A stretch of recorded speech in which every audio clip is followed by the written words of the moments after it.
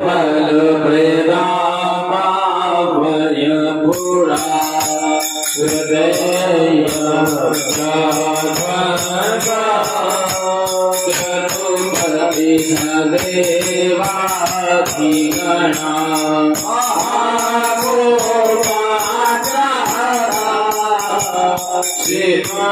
शिवगर्भधारो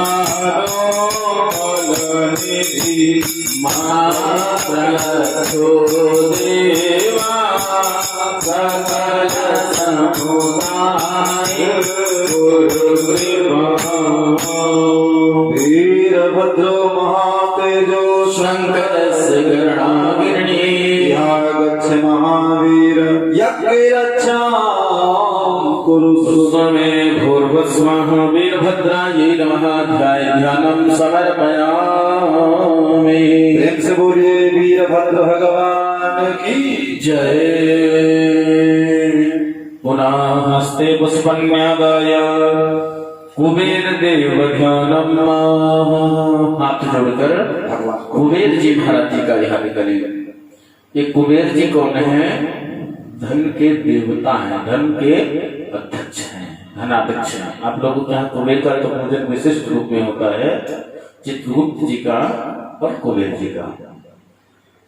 इनकी विशेषता है कि लक्ष्मी तो भगवती श्री लक्ष्मी जी हैं, इनकी कृपा से प्राप्त होती है, पर जो भंडारण करने की क्षमता है, किसको कितना प्रदान किया जाए, वह इनको दिया गया है।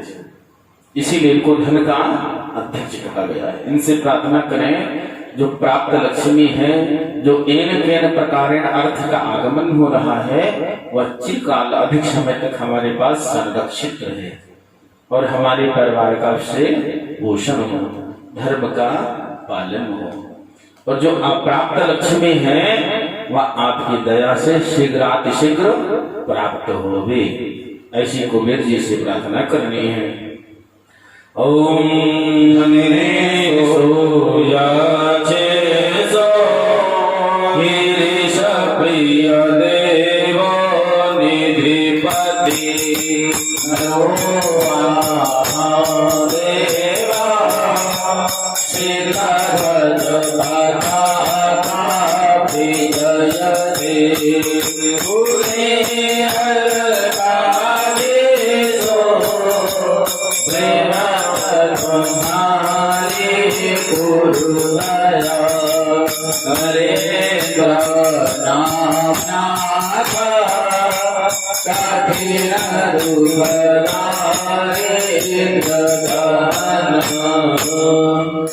आवाहयामि देवे संधनदं यक्षपूजिता महाकायं विभुं भूर्भुवस्वः कुबेराय नमः धनाध्यक्षाय नमः ध्यानं समर्पयामि। प्रेम से बोले कुबेर भगवान की जय हो। पुनः हस्ते पुष्पन्यादाय श्री कीर्ति मुख ध्यानम। हाथ जोड़कर कीर्ति मुख भगवान का ध्यान करें। ये कीर्ति मुख जी कौन है? कभी पूर्व में नाम सुना है आपने? इनका कभी चित्र आकृति कुछ देखी है? अच्छा, ये कीर्ति मुख जी हैं, भगवान शिव के द्वारा उत्पन्न किए गए। पहले कथा को श्रवण करें कि एक जलांधर नाम का दैत्य, बड़ा प्रतापी वैभवशाली और अपने राज्य को स्थापित करने की मद में इतना प्रबल चूर हुआ है कि एक दिन अपने सभा में विराजित हुआ मंत्रियों के साथ, और उसकी सभा में नारद जी का आगमन हुआ है। नारद जी आगमन हुआ, जलांधर ने प्रणाम किया कि मुनिराज श्रेष्ठ आप आए हैं, आपका स्वागत है, विराजिए। आपका आगमन किस लिए हुआ है? तो नारद कहते बैठने का समय मेरे पास नहीं है, मैं एक बात बताने आया हूँ जो तुम्हारे हित के लिए है, तुम्हारे राज्य के हित के लिए है। तो जलांधर ने पूछा कि महाराज शीघ्रता से बताए। तो नारद जी ने कहा शीघ्रता ही है, आपके पास सब कुछ है, परंतु एक ऐसी दुर्लभ वस्तु है जो आपके पास नहीं है, जो आपके राज्य में ही रहने के योग्य है, परंतु आपके पास नहीं है।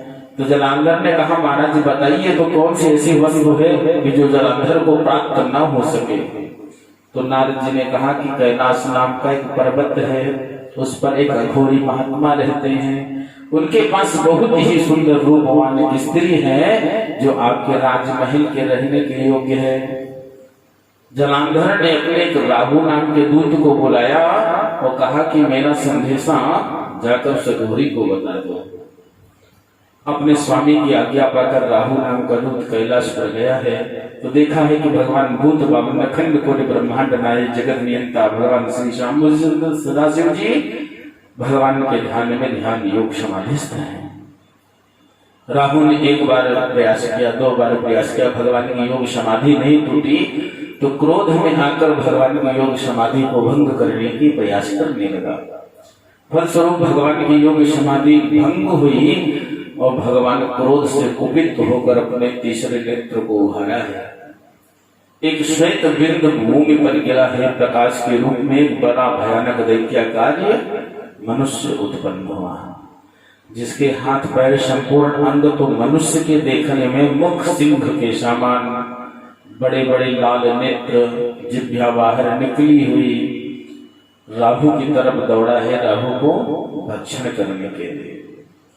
राहु भय से भयभीत हुआ, कहा कि भगवान मैं आपकी शरणगत में हूँ, मैं आपकी शरण में हूँ, भगवान मुझे क्षमादान करें, मेरे अपराध को क्षमा करें। भगवान शाम सदाशिव राहु की विनय प्रार्थना पर प्रसन्न हुए राहु को क्षमादान प्राणदान प्रदान किया है।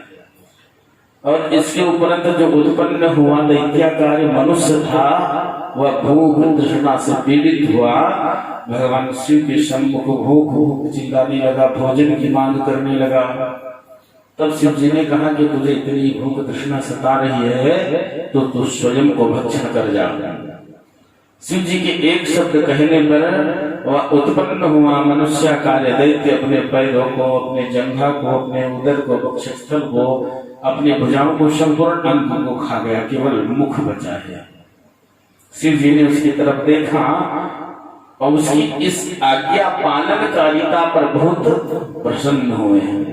शिव जी ने उसको कीर्ति मुख नाम से संबोधित किया है और अति प्रसन्न हुए हैं। इनको जो वास्तु गृह का देवता जिन्हें कहा जाता है, वास्तु पुरुष के रूप में स्थापित किया है और आशीर्वाद दिया कि आज से तुम हमारे विशिष्ट गणों की संख्या में सर्वोपरि है। जहां जहां हमारा पूजन अर्चन बंधन होगा वहां आपका भी पूजन अर्चन बंधन होगा। जिस घर में हमारा पूजन अर्चन अभिषेक होगा वहां आपका पूजन बंधन किया जाएगा। तो घर के निर्माण में जो वास्तु दोष हैं वह दूर हो जाएंगे। घर में सुख शांति समृद्धि धन धान्य की वृद्धि होगी। यही कीर्ति मुख भगवान ने हम लोग जो घर बनाते हैं तो घर के बाहर एक काला कलश लगाते हैं, उसमें केवल मुख की ही आकृति है। हम लोग अज्ञानता के कारण क्या कहते हैं कि ये नजर का कलश है, नजर का कलश है, नजर नहीं लगती, पर यह कीर्ति मुख भगवान में है। आप प्राचीन मंदिर निर्माण शैली देकर जाकर देखेंगे तो सभी मंदिरों के मुख्य द्वार पर यह कीर्ति भगवान की आकृति मिलेगी देखने को। तो इनका पूजन बंधन अर्चन करने से घर में सुख शांति धन धान्य समृद्धि का वास होता है और भगवान शिव जी की अति महती कृपा होती है। तो इनका पूजन ध्यान करें कि भगवान आप हमारे इस अभिषेक कार्य में सम्मिलित हुए। जहां हम प्रवास निवास कर रहे हैं वहां पर निवास करते हुए हमारी आर्थिक स्थिति में सुधार हो, सामाजिक स्थिति में सुधार हो, व्यवसायिक स्थिति में सुधार हो और जो हमसे संपर्क करने वाले व्यक्ति हैं वह हमसे संतुष्ट प्रसन्न हो, ऐसी प्रार्थना करें। ओम मुखे भवानी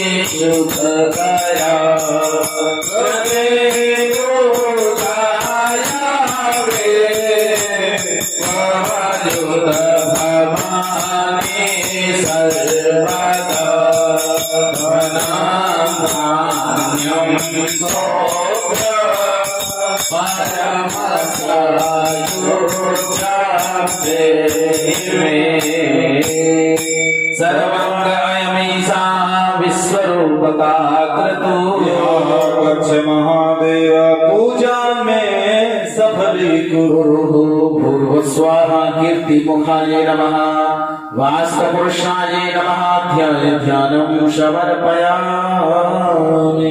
बोले कीर्ति मुख महाराज की जय हो।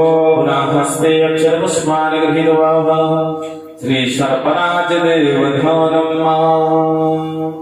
अब श्री नागराज सर्पराज जी का ध्यान करना है, जो भगवान सांब सदाशिव के गले में सदा वलयकृत होकर पड़े हुए और भगवान सांब सदाशिव की शोभा को बढ़ाते हैं। ये नागराज भगवान कौन है? ये स्वयं बासुकीनाथ भगवान है। इन्हीं बासुकीनाथ भगवान के सहयोग से और मंदराचल पर्वत के द्वारा देवताओं असुरों ने समुद्र का मंथन किया था।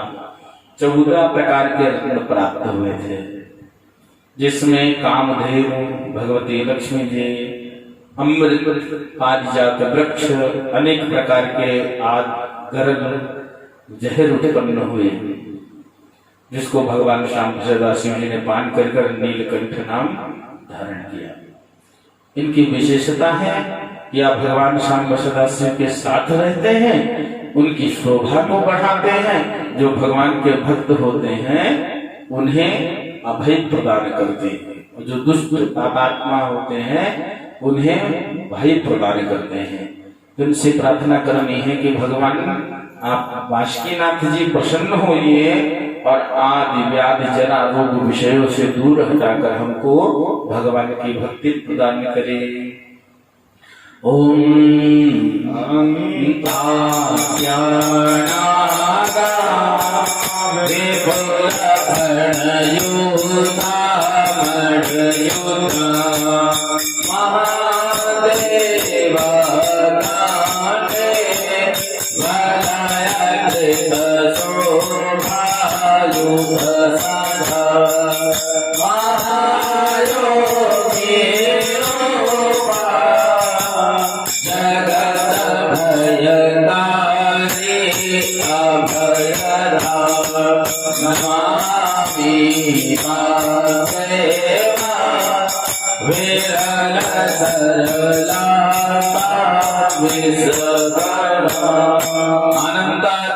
महाकायान पराशब्दकर्म मंडिता हम सर्वनामणिविभूषितम् पूर्वस्वनमो भगवते सर्पराजाय नमः ध्यानं समर्पयामि। बोली सर्पराज महाराज की जय, श्री बासुकीनाथ भगवान की जय। पुनः हस्ते पुष्पाण गृहीत्वा गणनंदेश्वर ध्यानम्। भगवान नंदीश्वर जी की विशेषता है कि भगवान नंदी जी को धर्म स्वरूप कहा गया है। यह भगवान श्याम सदाशिव जी के सदैव अंग संग विराजित रहते हैं। विशेषता है कि जब कोई भगवान शिव का पूजन करता है, भगवान का भक्त होता है, भगवान प्रसन्न होते हैं, तो कृपा करने कैसे आते हैं? धर्म पर आरूढ़ होकर। धर्म के ही द्वारा भगवान को प्रसन्न भक्ति से किया जा सकता है। तो भगवान